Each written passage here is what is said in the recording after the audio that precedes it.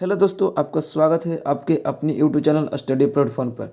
दोस्तों, आज की इस वीडियो हम लोग पढ़ने वाले हैं क्लास 10वीं की विज्ञान के कुछ महत्वपूर्ण प्रश्नों को जो एग्ज़ाम की दृष्टि से काफ़ी इंपॉर्टेंट है और ये प्रश्न पहले भी कई बार एग्जाम में पूछे जा चुके हैं।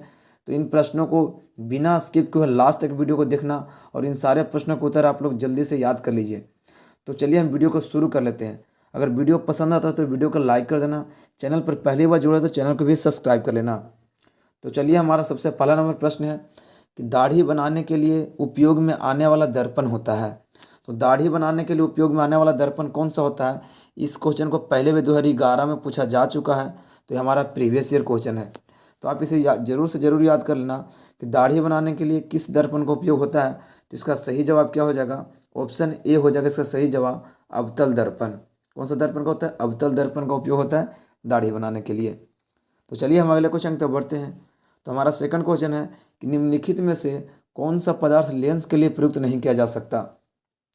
निम्नलिखित में से कौन सा पदार्थ है जिसे लेंस बनाने के लिए इस्तेमाल नहीं किया जा सकता? तो इसका सही जवाब क्या हो जाएगा? इसका सही जवाब है ऑप्शन डी, मिट्टी। मिट्टी का उपयोग हम लेंस बनाने के लिए नहीं कर सकते। तो चलिए हम अगले क्वेश्चन की तरफ बढ़ते हैं, जिसमें हमसे पूछा जा रहा है कि निर्गत किरण तथा अभिलंब के बीच के कोण को क्या कहते हैं? तो निर्गत किरण तथा अभिलंब के बीच के कोण को क्या कहते हैं? ये क्वेश्चन भी पहले 2012 में पूछा जा चुका है। इसका सही जवाब हो जाएगा ऑप्शन सी, निर्गत कोण। क्या हो जाएगा? निर्गत कोण।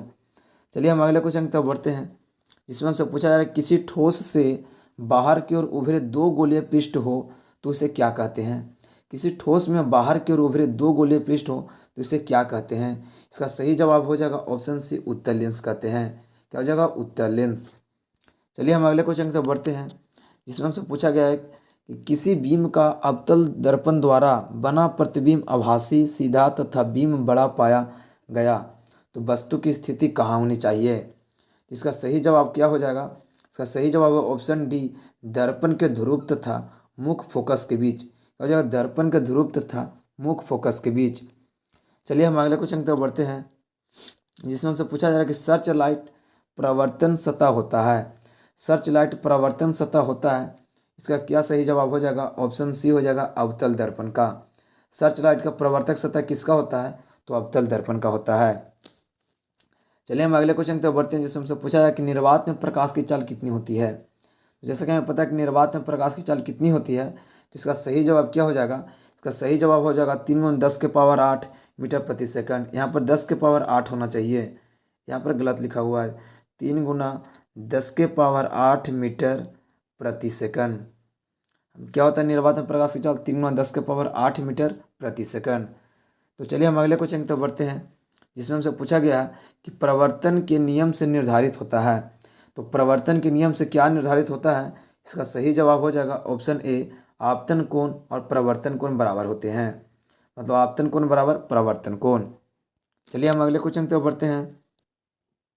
हमारा 9 नंबर क्वेश्चन कहता है कि हजामत के लिए किस दर्पण का उपयोग होता है?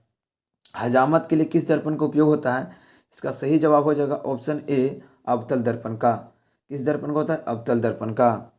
चलिए हम अगले क्वेश्चन की तरफ बढ़ते हैं, जिसमें हमसे पूछा गया कि प्रकाश की किरणें गमन करती है। तो प्रकाश की किरणें कैसी गमन करती है, किस दिशा में? तो इसका सही जवाब हो जाएगा ऑप्शन ए, सीधी रेखा में। प्रकाश की किरणें हमेशा सीधी रेखा में चलती है। चलिए हम अगले क्वेश्चन की तरफ बढ़ते हैं, जिसमें पूछा गया हमसे कि लेंस में मुख्य फोकस की संख्या कितनी होती है। तो लेंस में मुख्य फोकस की संख्या कितनी होती है? तो इसका सही जवाब क्या हो जाएगा? इसका सही जवाब हो जाएगा ऑप्शन बी, 2 होते हैं। लेंस में कितने मुख्य फोकस होते हैं? तो 2 होते हैं। चलिए हम अगले क्वेश्चन की तरफ बढ़ते हैं, जिसमें हमसे पूछा गया है कि किसी माध्यम से अपवर्तनांक का मान होता है। तो किसी माध्यम में अपवर्तनांक का मान क्या होता है? इसका सही जवाब हो जाएगा ऑप्शन ए, साइन आई बटा साइन आर। क्या होता है? साइन आई बटा साइन आर होता है जो अपवर्तनांक का मान होता है। चलिए हम अगले क्वेश्चन की तरफ बढ़ते हैं, जिसमें हमसे पूछा है कि प्रकाश के अपवर्तन के कितने नियम हैं। तो प्रकाश के अपवर्तन पूछे या प्रवर्तन पूछे, दोनों का 2 नियम है, इसलिए ऑप्शन बी इसका सही जवाब हो जाएगा। प्रकाश के प्रवर्तन के नियम पूछे तो भी 2 होगा, या प्रकाश के अपवर्तन के नियम पूछे तो भी 2 होगा। चलिए हम अगले क्वेश्चन की तरफ बढ़ते हैं। तो हमारा नेक्स्ट क्वेश्चन है कि वस्तु से छोटे और आभासी प्रतिबिंब इनमें से किस दर्पण से प्राप्त होता है? वस्तु से छोटा और आभासी प्रतिबिंब किस दर्पण द्वारा प्राप्त होता है? इसका सही जवाब हो जाएगा ऑप्शन डी, उत्तल दर्पण के द्वारा। हो जाएगा उत्तल दर्पण द्वारा। चलिए हम अगले क्वेश्चन की तरफ बढ़ते हैं, जिसमें हमसे पूछा जा रहा है कि उत्तल दर्पण में किस प्रकार का प्रतिबिंब बनता है। तो उत्तल दर्पण में किस प्रकार का प्रतिबिंब बनता है, इसका सही जवाब हो जाएगा ऑप्शन बी, आभासी प्रतिबिंब। उत्तल दर्पण में हमेशा आभासी प्रतिबिंब बनता है। चलिए हमारा 16 नंबर प्रश्न कहता है कि समतल दर्पण द्वारा क्या बनते हैं।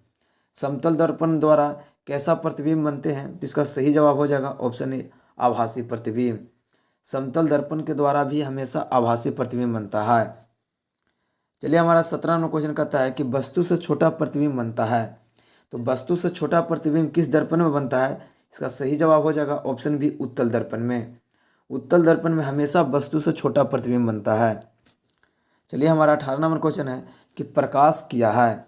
तो प्रकाश क्या है, हमारा क्या आंसर इसका सही हो जाएगा, प्रकाश क्या होता है, तो प्रकाश उत्तल दर्पण में। क्या हो जाएगा ऑप्शन बी, इसका सही जवाब है उत्तल दर्पण में। तो चलिए हम अगले क्वेश्चन तक बढ़ते हैं। हमारा अगला क्वेश्चन है कि जिस दर्पण में प्रतिबिंब सीधा और आकार में वस्तु के बराबर हो तो वह दर्पण है। जिस दर्पण में प्रतिबिंब सीधा हो और आकार में वस्तु के बराबर हो तो वह दर्पण क्या कहलाता है, इसका सही जवाब हो जाएगा ऑप्शन सी, समतल दर्पण कहलाता है। क्या होगा, समतल दर्पण। चलिए हमारा 20 नंबर क्वेश्चन है कि एक गोलीय दर्पण की वक्रता त्रिज्या 40 सेंटीमीटर है तो इसका फोकस दूरी क्या होगा। तो वक्रता त्रिज्या जब 40 सेंटीमीटर है तो इसका फोकस दूरी क्या हो जाएगा, इसका फोकस दूरी हो जाएगा ऑप्शन सी, 20 सेंटीमीटर। जैसा कि हमें पता होना चाहिए कि एफ जिसे हम फोकस दूरी बोलते हैं, एफ बराबर क्या होता है, तो r/2 होता है फॉर्मूला। r हम बोलते हैं वक्रता त्रिज्या को, तो हमारा 40 का आधा कर देना है कि हमारा फोकस दूरी निकल कर आ जाएगा 20 सेंटीमीटर। हमारा ऑप्शन बी इसका सही जवाब है। तो हम इस वीडियो में मात्र 20 प्रश्न को ही देखते हैं और 20 प्रश्न को कवर कराने की कोशिश की, जो बहुत ही इंपॉर्टेंट प्रश्न थे एग्जाम के दृष्टि से। तो आई होप कि इन सारे प्रश्नों का उत्तर आपको याद हो गया होगा और वीडियो भी पसंद आया होगा। अगर वीडियो पसंद है तो वीडियो को लाइक कर देना, चैनल को अभी तक सब्सक्राइब नहीं किया तो चैनल को सब्सक्राइब कर लेना। चलिए मिलते हैं अगले वीडियो में, तब तक के लिए जय हिंद, जय भारत।